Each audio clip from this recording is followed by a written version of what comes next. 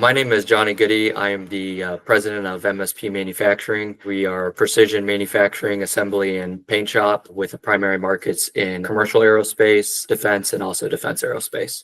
So we have our core product, instrument cases, clamps, case assembly, switch cards, avionic cooling ducts. And then for our machine shop, we do a lot of build to print. So depending on what the customer needs. One of the pain points we had was finding skilled programmers in our geographic area. There was not a lot of sources to recruit from. So programming was a bottleneck for us. We started using at the end of July in 2024. We used Cloud NC to do about 70 to 90% of the programming.